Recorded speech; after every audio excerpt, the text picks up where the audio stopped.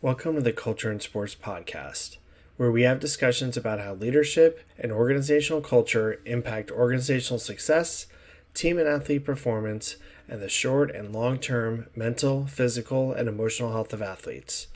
The Culture and Sports Podcast is brought to you by Culture and Sports. Culture and Sports helps sports organizations, teams, coaches, support and front office staff, and athletes understand the importance of leadership and organizational culture and its direct impact to success. Please join Lori Okimura and Dr. Jeremy Piasecki in this season of the Culture and Sports Podcast. Welcome back to the Culture and Sports Podcast. We would like to introduce a very special guest, Shannon Webb. Shannon played volleyball at American University from 2016 to 2018, and she finished her collegiate volleyball career at Southern Utah University in 2019.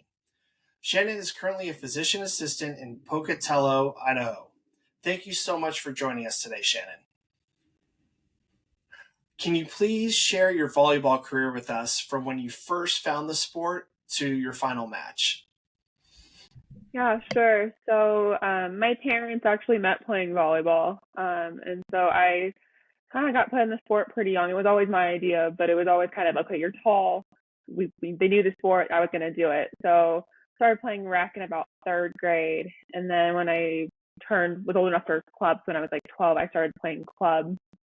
Ended up playing kind of club throughout the Denver area, Colorado Springs area, and did pretty well. We did very well at like nationals at the club level, won a state high school tournament my senior year. And then during that time, I was recruited to play at American University in Washington, D.C. It's a smaller Division I school, but pretty successful in the volleyball world. We played the year before I got there. I think they made it to the Sweet 16, and just kind of a little bit of a hidden gem. So I went there. We won 2 Patriot League titles, played in 2 NCAA tournaments. And then my senior year, I ended up transferring to Southern Utah University. And there I won Big Sky Newcomer of the Year and had a really fantastic experience there as well. As you know, this season we've been taking a deep dive into the lived experience of athletes under a toxic and abusive culture at the University of Idaho's volleyball program. But as we introduce you, and also as you spoke about your playing career, you never played at the University of Idaho, but you did previously play under their head coach. Can you please share when and where that was? Yeah, so it was my junior year at American University. So the spring of 2018 until the fall of 2018 is when I played for him. And can you please share what your lived experience was there? Yeah, so my first 2 years at American were super positive, played in 2 NCAA tournaments, really positive team culture. My best friends were on the team. Everything seemed to be going really well. And then my kind of is what happens in college sports is when you do well, your assistant coaches end up being promoted to higher levels at other schools. And so one of our assistant coaches got a head coaching job at the end of my sophomore season. And so we were due to hire a new assistant coach. And so Chris Gonzalez was hired at that point. And from there, the culture really changed. It's kind of subtle at first, just, okay, this guy's really intense. This guy's a little bit different. He really knows his stuff, but he's different. He's not going to be, this is going to be a different season. And then from there, I mean, I was going to be a junior. I started my first 2 years. I was like, this is going to be my breakout season. This is going to be it. Like, this is going to be my time to kind of shine. We hadn't graduated any seniors. I think we graduated one senior following my sophomore year.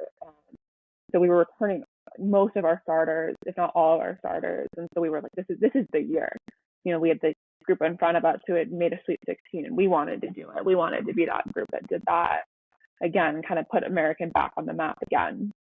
And then so worked really hard that summer. I actually ended up going to Europe to kind of get some more playing experience. And it was just, you know, things were going really well, I thought. And then fall of that or junior year, everything seemed to change.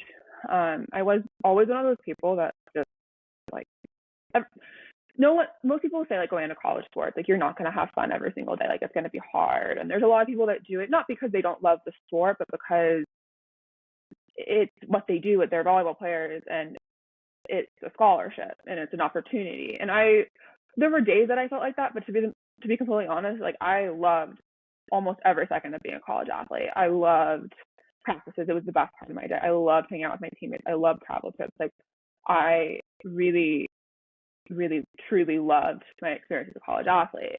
And that sophomore year, just everything changed. Or sorry, my junior year, everything changed. Went to preseason and was just all of a sudden I'm crying after practice because I was getting yelled at for messing up in like free ball drills, which is just not me. And just very kind of ended up like resenting my people that were playing over me.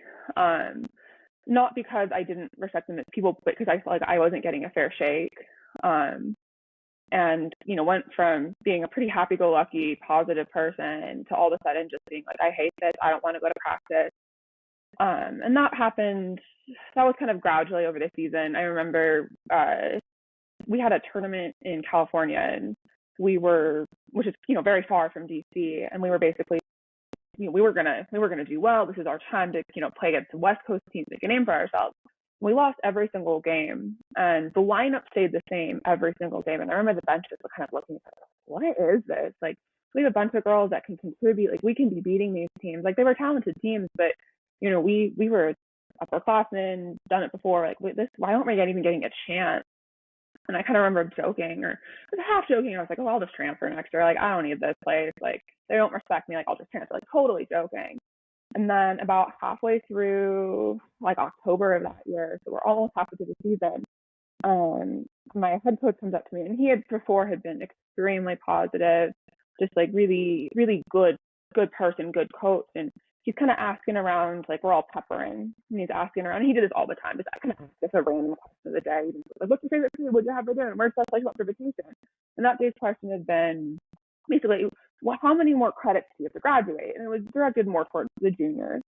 And I had always wanted to be a physician assistant or go to med school or something like that. And I knew as a college athlete, I was going to need to get extra experience outside of just like clinical experience as a college experience.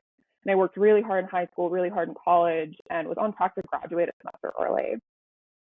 And so being proud of that, I was like, I can graduate after my senior year of playing. Like, how cool is that? Like, I get to, kind of best of both worlds. I'll get to finish my senior season, and then I'll get to go and get my clinical experience. And, being proud of that.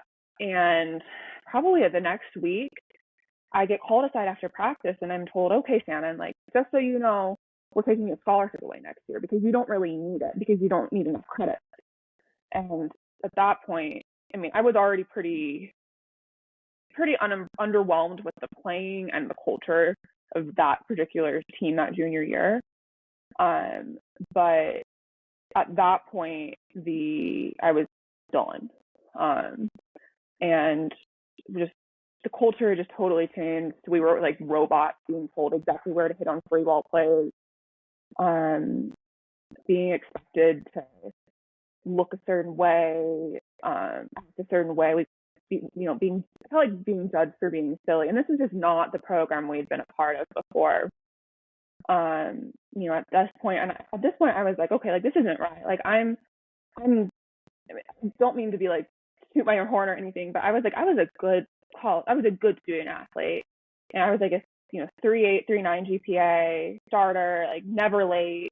I was always the one giving the recruit tours, and I was like, what gives? Like, what did I do wrong? So I ended up going to a bunch of compliance people and said, look, like what?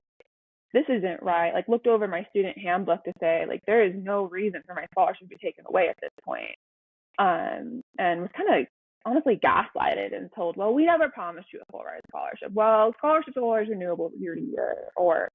And then I was like, okay, well then I'm leaving. And at this point I had totally lost just hope for that program, for that coach.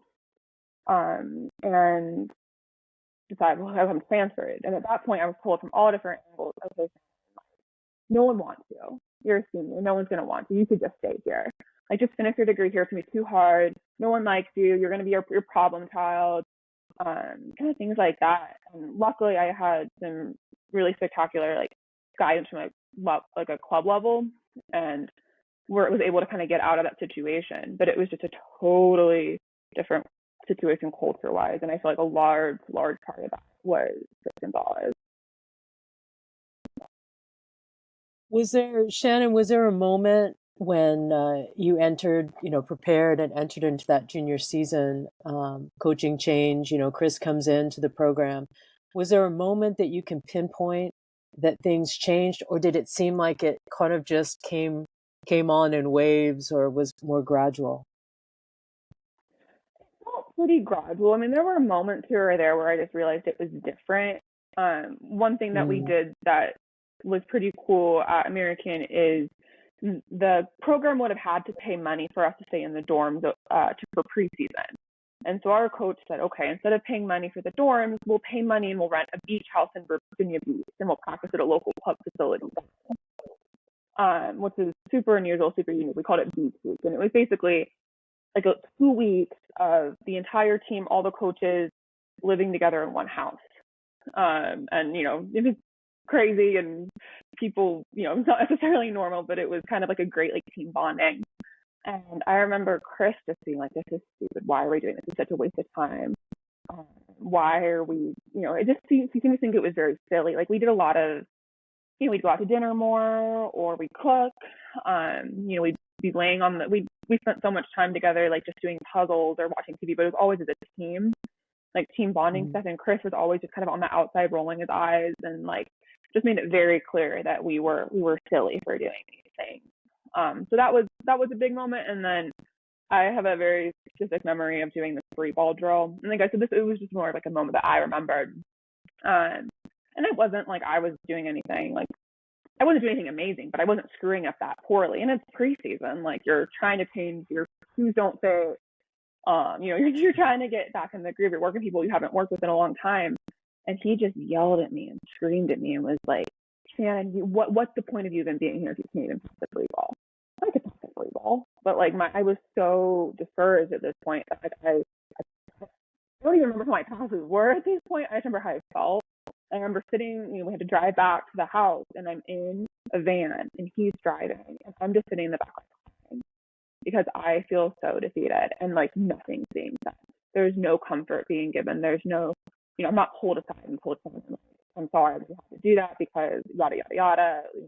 It was just like stone cold quiet. I'm in the back. And at this point I was like, oh no, like this isn't going to be good. Yeah. That something is different than what it used to be. Did you also notice this same sort of like the experience that you had? Did you notice any other teammates that might have gone through the same thing that you had, or notice that there was some visible difference, right, in the dynamic of the team? Yeah, there was absolutely like favoritism and not favoritism. There were girls that could do no wrong. Could have done that drill the same way I did it and would have been praised to no end. And there were girls, and I was definitely on the end, the very other end. And there was a couple of other girls that were as well. We had one freshman that year, and she was literally 7 feet tall. So, which I mean, in the volleyball world, tall, but she was very tall. And she was from Canada, and she was a freshman, only freshman. So she was kind of came in with like a deer with the headlights on. Like just, I mean, it's so hard being a freshman, but to be the only freshman in a new country, like I couldn't even imagine. But she came in and was really trying to work hard and kind of to catch up to that level, because we had a group of girls that had been playing together for 2 years at that point. And she was never even good. Like we would do like agility drills, or I with her in particular, I remember we would just made us do like for like 3 minutes, and it was always before practice. And I mean, it wasn't easy, and we'd kind of get through it. But this girl she struggled, and we were always kind of ridiculed for supporting her or, trying to talk to her. And Chris would just like stand over her and just like yell at her and basically say that like she didn't deserve to be there, or she couldn't even do this plank. Like, what was she even doing there? and just really like beat her down. And at that point, I just think that like the whole team was scared to support her. And there were a couple of other girls too who were kind of treated in a similar way to me. After I left, there was two girls who were not told about spring practices. They were just left off the list before Chris left. And these were girls that had kind of seen the writing on the wall and kind of been considering transferring too. But to just be totally left off of spring practice, and these were girls that had started. And it was just, Yeah. you know, you were favored or you weren't favored, and if you weren't favored, good luck. So it's fair to say that that not only did the culture of the team dynamic change, but then actual physical aspects of the team, like the being left out of spring practice or being ridiculed for supporting a teammate, you know, who was struggling or trying to be supportive, you know, of your teammates. It's fair to say that these are some of the things that you noticed after the coaching change and after Chris Gonzalez arrived at American University. Fair to say?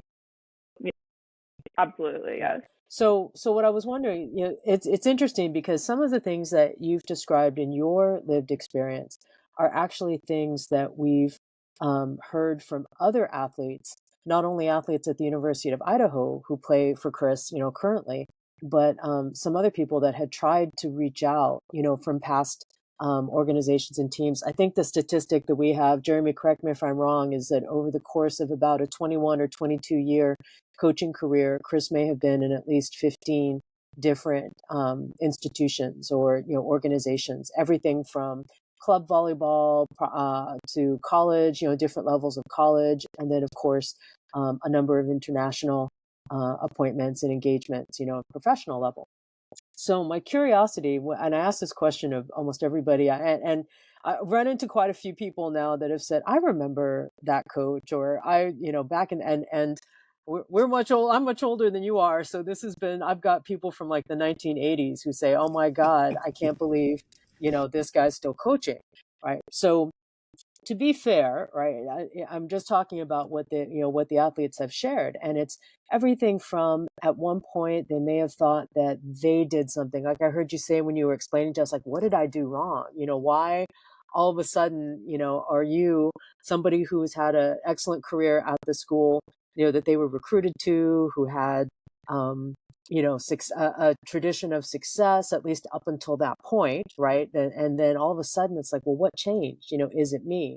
So I hear that a lot from some of the people. The others, every once in a while we'll hear from somebody in this particular case, and we're using this as a case study, who say, well, I couldn't believe when I heard the news, you know, that this coach had been hired at this university, and I really wanted to figure out, like, who could I tell, or who could I say something to, you know, about that. So I just wanted to ask you a little bit, like, did you ever have, you know, that moment, and maybe, you know, also some of your teammates or people that you're, you know, that you're still in touch with? I mean, fortunately, it sounds like you were able to transfer and at least end your career in a better, you know, better environment. But was there any point, like, when you learned, or how did you learn that this coach that you had experience with all these years, you know, later, ends up, you know, head coaching at the University of Idaho? And what impact did that have on you? Like, what questions did that raise, you know, in your mind, having had that experience, you know, at American? Yeah, so I ended up transferring to Southern Utah University, which was at the time in the Big Sky Conference, which is what Idaho was in. And so that kind of region of volleyball is a small world in general, but especially like a specific conference is even smaller. So played against University of Idaho, kind of knew what their program was about. And then actually had my coaches at Southern Utah ended up being the assistant coaches at University of Idaho, and with Debbie Buchanan. And then when she left, they had actually applied for the job. And you know, I'm kind of watching this job because I love these coaches, and I'm like, oh, I hope they get that job. Like, how fantastic would that be for them? And then I get the news that Chris Gonzalez is hired, and I I think I cried. My jaw hit the floor. There was a lot of emotions going on that day. I had actually had nightmares when I was at Southern Utah, after I had transferred, and where these coaches would get fired and they would bring in Chris. And I mean, I would literally wake up in the middle of the night like because like I couldn't imagine that. And so at that point, when I heard he was fired, I was like, these girls are living my nightmare. And there had actually been a couple of girls that I didn't play club with, but had played at my same club who were committed to Idaho specifically because I had told them to play for Idaho because I loved these assistant coaches so much. And there was a couple of other girls that had kind of been recruited by Southern Utah that ended up following these coaches to Idaho. And I'm not going to say, oh, they did it because of me, but I was definitely like, oh yeah, like, you know what, you have two options. You can either play for a school that has like tradition, or you can play for coaches that have like good morals and character and are going to make you a better person. And, you know, in my opinion, it was way more fulfilling to play for like a building program where you have really good coaches and kind of play for a program with tradition that didn't have as good a culture. So I had really sold these to these girls and, you know, told these girls that had options from bigger names that you could go play for these coaches. And then, and even saying like, I played for this really toxic environment, this really abusive coach, like, and it was so much work, so much better to play for a lesser school than to, you know, go to the top dog, essentially. And then he gets hired. And the amount of guilt that I felt, oh my gosh. I mean, I still feel guilty about it, to be completely honest. I know I had nothing to do with it, but, you know, I'm telling these girls I'm not playing for Chris, and they ended up in that playing for Chris. So yeah, that was pretty terrible. So Shannon, a lot of people that I talk to, just over time, let me backtrack a little bit. So I have my doctorate in leadership, specifically organizational culture, and my doctoral research was on the lived experience of people who were adversely impacted by toxic leadership in organizations. Okay, so that was my doctoral research. I spent many, many years doing it. A lot of people that I talk to is, well, everyone's had a bad coach. Everyone's had a bad boss. What is the difference for you between a bad coach and a toxic coach? Yeah. So, I mean, I think a bad coach, I mean, anyone can go out and tell people what to do on a court. They're not always going to be right. And to me, a bad coach is going to be someone that maybe they're not as connected with the team. Maybe they're not necessarily doing what's right as the X's and O's goes, and there's some disagreements, or, you know, there's the thing about coaching, from what, you know, I haven't coached, but they're literally having their jobs are in the hands of like 15, 18, 22-year-old girls. Like that can't be easy, but like that's part of the job.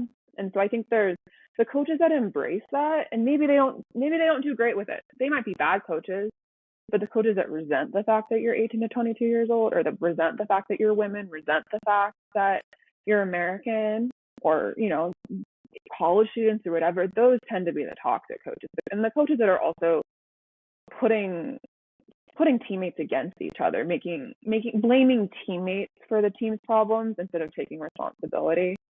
You know, I was, you know, I'm kind of thinking a specific example. When I was kind of fighting to keep my scholarship at American, and there was a team meeting where, you know, we're in the locker room and we're watching film, and film with Chris was always the blame game. You'd watch film, and the idea was never just to watch yourself. It was always, what did you do wrong on that play? Not what did you do wrong, or what was positive, what did you change? What did you do wrong? Even if you didn't touch the ball, you know, why was your foot 2 feet to the left of where it should have been? Like, that play was your fault. You're the reason we lost the game.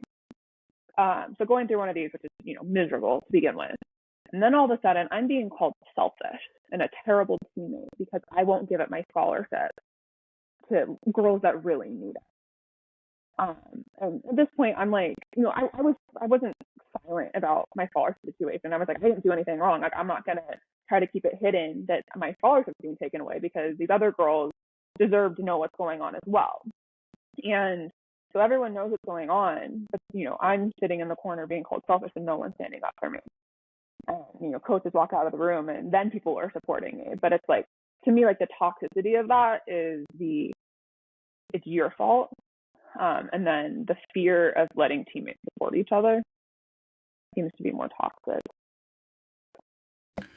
So one of the things you talked about earlier was that there were favorites and there were not. Okay.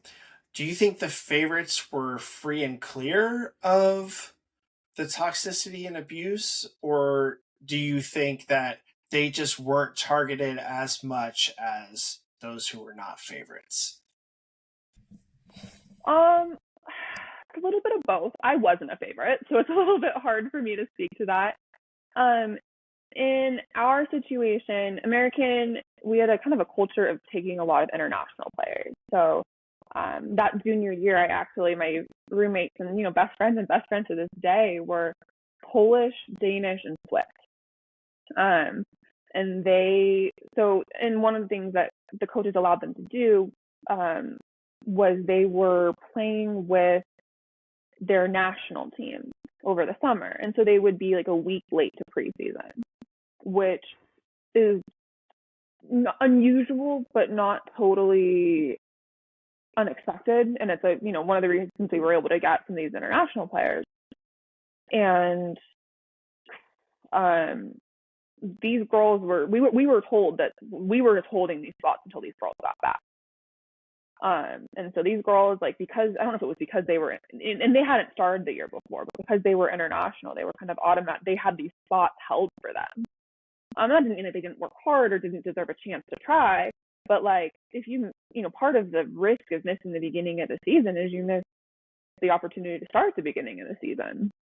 And so they definitely got kind of free and clear a little bit in that part. But of course they were impacted by the culture.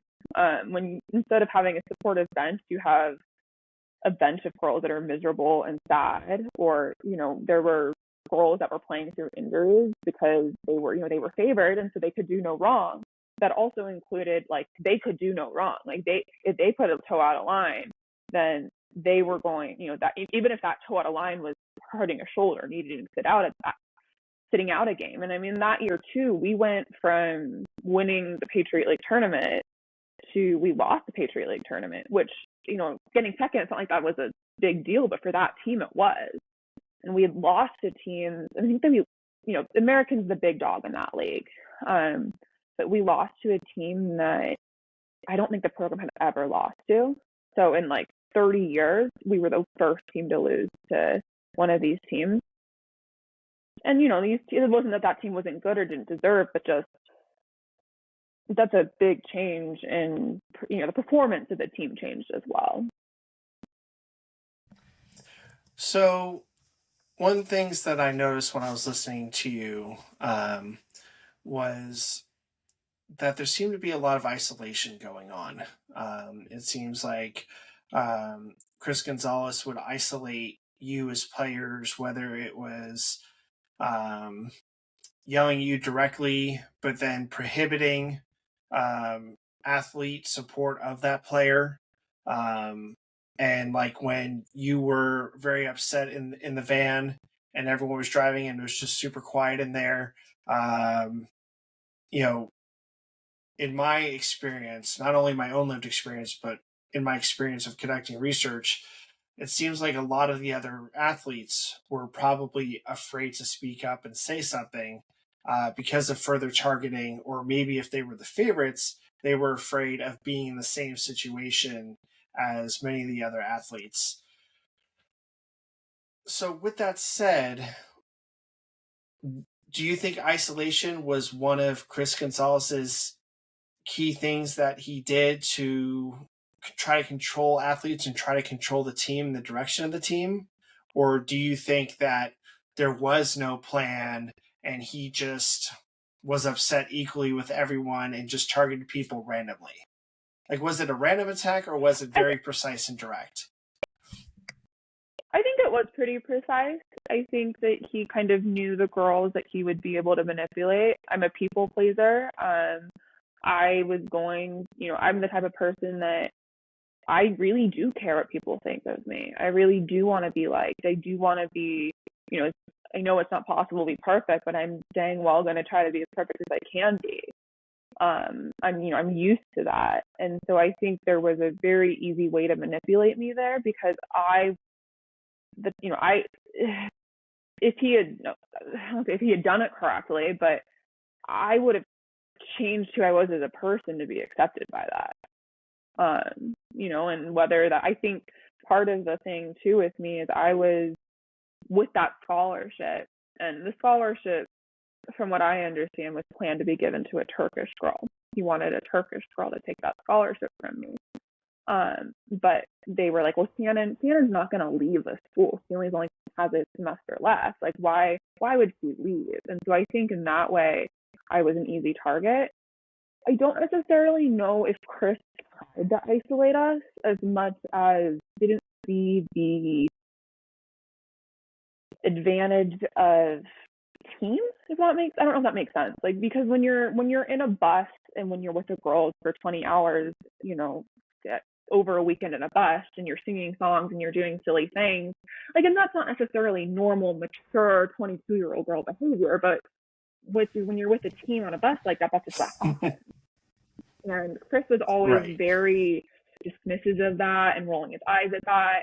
And so even though he might not have said, like, do not speak to each other, do not, don't do these silly things, when he's choosing to drive home in his car versus being on the bus, or choosing to go out of his way to get different food than us, or, not participating in our games, and our other coaches did, and they weren't always, sometimes they were really, I'll say, important games. Something we did was called current events, which is with international players as well. And I think it was every Wednesday before practice, we would take probably a good half hour before practice, and we were told, you find a current event, and it can be a current event in your life or a current event in life from the news, from your hometown, from your home country, whatever, and share it. You're kind of like a show and tell, which you're like, okay, that's kind of weird for a volleyball team. But what it ended up doing is I'm saying, oh my gosh, it snowed 4 feet in Denver and all these flights got canceled, and it really affected our economy. And then you get the girl from Poland who's talking about, Holocaust Memorial Day, or, something going on at Auschwitz, like something like that. And so you really have this like really unique culture going on. And our head coach used to say, everyone's got problems. And so it's like, what's your problem to go? And it wasn't saying it's like, oh, like everyone's got problems, like, get over it. It's we are so blessed to be here. And then Chris would refuse to participate in that game. He thought it was silly. He would sit to the side. He wouldn't bring anything, or he'd like resent it, which I know sounds kind of like, you're like, oh, what's the big deal? Like, it's just like a thing before practice. But for us, it was like, how are we connecting? How are we coming together as a community, as a culture? Exactly. And so I think kind of by doing that, and by voicing his displeasure, or showing his displeasure with that thing, he really made it clear that he didn't want to know us as people or as person. He didn't care who Shannon the human was, or who all these girls, or that he never wanted opened up to us for us to trust him either. And so I think by doing that, he did cause isolation. And I don't necessarily, like I said, I don't know if he meant to do that, but I don't think he understood or understands how to build a team of 18 to 22-year-old girls. So you're currently a physician assistant, and you've gone through lots of training, lots of school.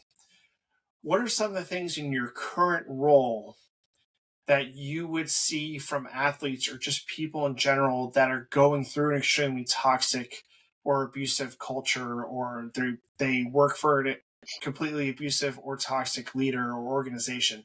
What are some of the physical ailments that you might see, from people that are experiencing that? Yeah, so I currently work in an emergency room.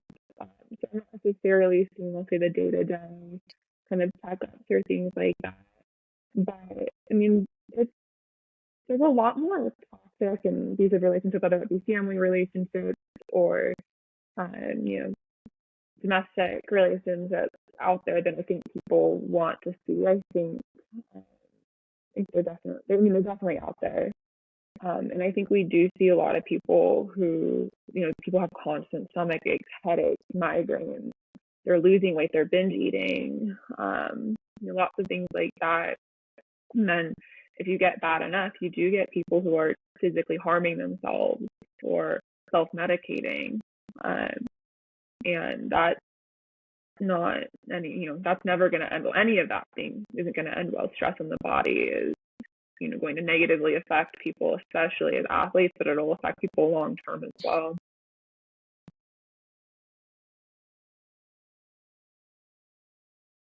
So Shannon, I guess, what in my mind, there's this pattern that I'm hearing, right? Pattern of things that happen to you, at American, things that happen to other, guests that we have had or will have, on the podcast. And again, with trying to connect the dots, is there anything that you would share, like some advice that you wish you had, or maybe somebody had, shared with you, or if you could have gotten some support when this was happening to you, in your junior year, is there anything that you might share with the women from this year's team, at Idaho that really took, some big risks, and some of them are still paying, in retaliation and such. But is there anything that you might share with them, like having heard or read their story, and maybe, that moment of validation that you spoke about? I'd love to give you an opportunity to maybe just share some things with them that you wish maybe,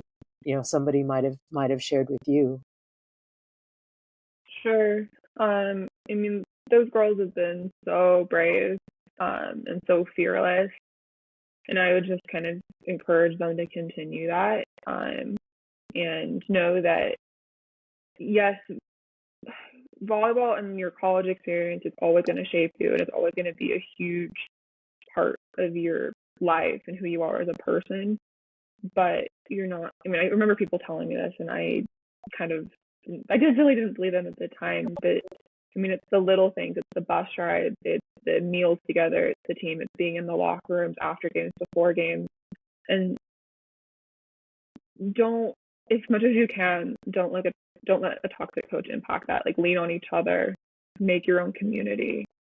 But then also, just, this isn't the situation that defines you.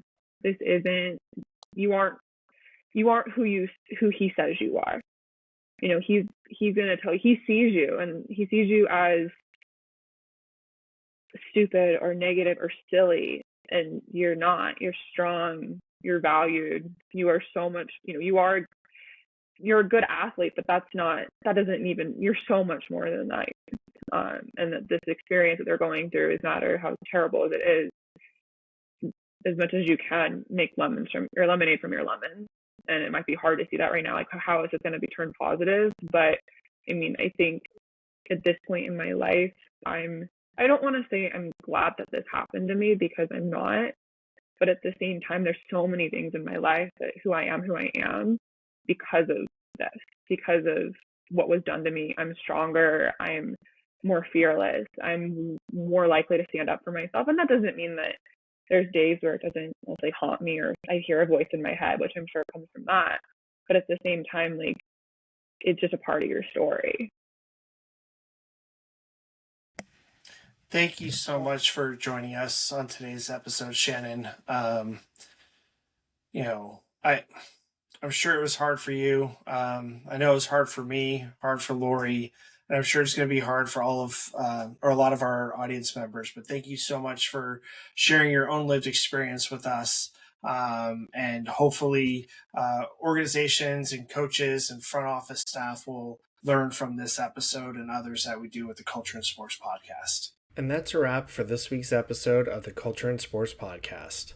We hope that this episode has started an internal dialogue, or even one with your team, about the importance of leadership and organizational culture.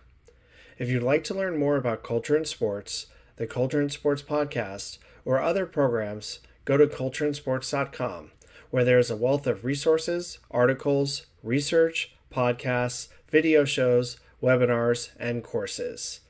And don't forget to connect with us on social media, on Instagram, Facebook, TikTok, YouTube, and LinkedIn at Culture and Sports, and on Twitter at Culture in Sport.